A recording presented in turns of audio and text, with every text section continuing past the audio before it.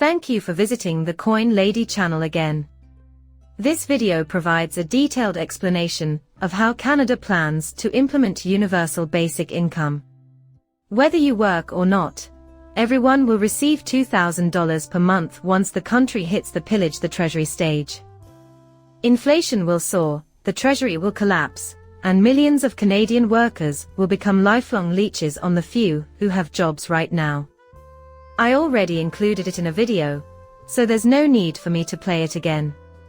But I'm bringing this up again because, you won't believe it, we recently received. Thanks to CTV News, we have all the details. This was only published on May 10th. Can you explain basic income? Would it have any effect on me personally? Here we are in Canada, folks. Additionally, we can see that these lawmakers are contemplating two legislation that would establish a basic income program with the goal of alleviating poverty. Some, however, worry that Canadians, who are already strapped for cash, may see their tax bills balloon even further under such a system. Additionally, yes, since printing more money and handing it out to the poor isn't the way to solve their poverty. How exactly does this demonstrate financial literacy? Not at all. S. 233 and C. 223 are the bills in question. Respectively, in a bid to build the first national framework to provide all people above the age of 17 a minimum income sufficient to cover basic living expenses is guaranteed to all permanent residents, temporary workers, and refugee claimants in Canada. All of the legislation include the identical proposal. They said that they would credit two measures with identical language in order to boost the likelihood that one of them would pass both chambers. I apologize. To sum up, I must say that I find this quite intriguing. Also, they explain in detail what basic income is, which is something we were previously aware of. It's also known as universal basic income. For a long time now, we have discussed this. Many have even gone so far as to label it as a conspiracy theory. The fact that people are still glancing at it is hilarious, really.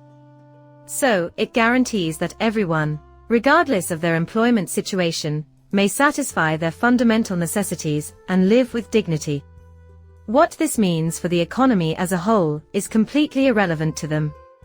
Any potential consequences are completely ignored by them. This, however, is precisely what they desire. When it concerns this, they are not naive. Their work is impeccable. The impact on the economy is something they are fully aware of. Here we have a situation where everyone, even millionaires, may obtain the same amount of money every month without having to apply, regardless of their income level. Universal basic income is easier to implement than negative income taxes, another form of basic income program. Basically, they set a minimum income that everyone must reach, and then they supplement that amount with whatever you get from the job or social assistance. I find that intriguing. The government would foot the bill, and onlookers assume workers would be paying more taxes given their increased income, because, really, why not tax people more? So we have to be eligible to participate. The Ontario pilot program's annual threshold was around $17,000 for an individual. Reason being, taxes are already exorbitant. How would it influence employees is another concern. Once again, they believe that this will be good for employees and companies alike. So tell me how they will be even more heavily taxed. In this light, regardless of your income level, you will still have to pay for this. It makes me think of stimuli. It was a cause for celebration for all. And you know what happened after that? Everything around us suddenly became exceedingly pricey. At that point, the general public's opinion turned negative. For what reason is the value of everything increasing behind us? Oh, really? How is everything? I don't understand. Due to inflation, I am unable to afford food. How was that accomplished? Return to the year 2020. See what transpired in the end. Behold the depleted monetary supply. In any case, they do a thorough job of dissecting everything. We won't bore you with the details of how this will influence things. Distributing funds at no cost is never a good idea, and we already know the consequences. Actually, it will make things worse. In addition to this, I had already warned you about it in a post where I quoted this.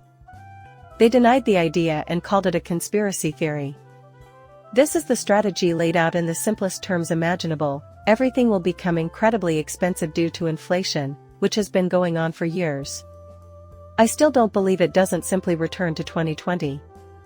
Look at the numbers from 30 years ago compared to now. Inflation has been simmering for a long time.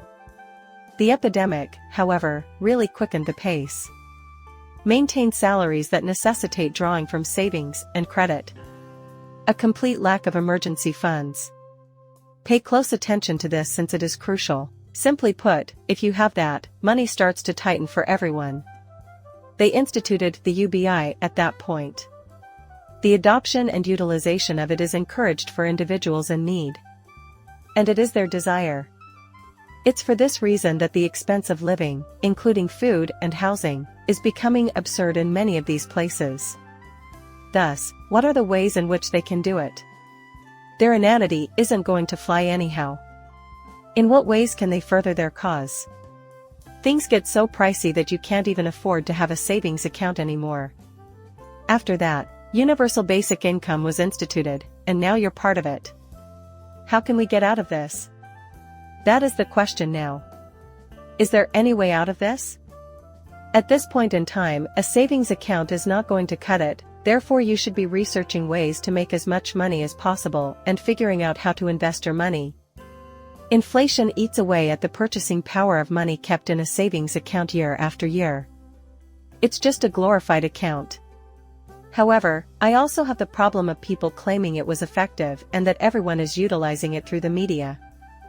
This is analogous to the dramatic decline in cash transactions caused by the epidemic. We soon became aware of the urgent necessity to transition to digital operations.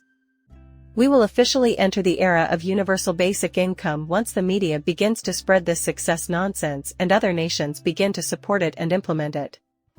Those responsible for inflation were the ones who built all of this. For some time now, this strategy has been under consideration. And now it's starting. This way, too, is correct? Important as this is, it will ultimately lead to universal basic income, UBI, in all countries. We are changing the way people work. This is from the International Monetary Fund. Well, that concludes our video. As always, I'd appreciate it if you could subscribe and leave a comment with your opinions. Muchas gracias, depart.